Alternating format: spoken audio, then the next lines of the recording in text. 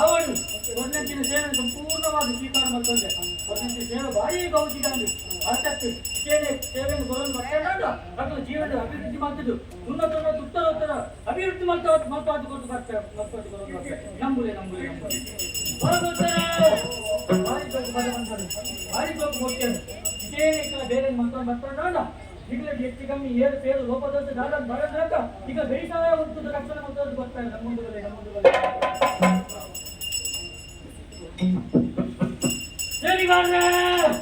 ಅವರು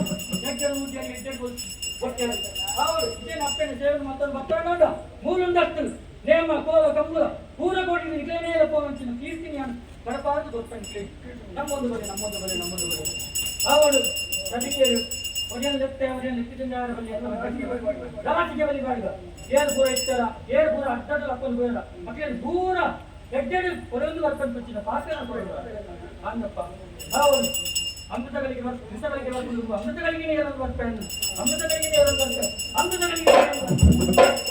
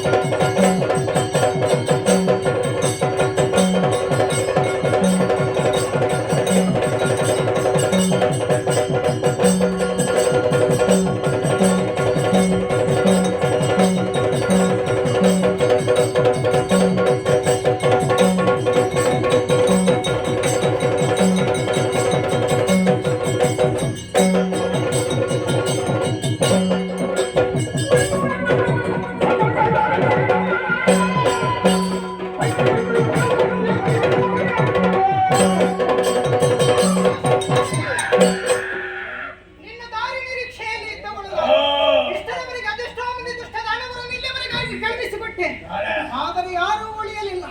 ಅವರನ್ನೆಲ್ಲರನ್ನೂ ಕೂಡ ವಧಿಸಿಕೊಂಡು ಮಾಡಿದ್ದೇನೆ. ನೀನು ಬಂದೆಯ ಈಗ? ಪಾಪದ ಕೊಡೆ ಎನ್ನುವುದು ತುಂಬಿ ಹೋಯಿತು. ಇದ ನಿನ್ನ ಶಿರ ಬಂದ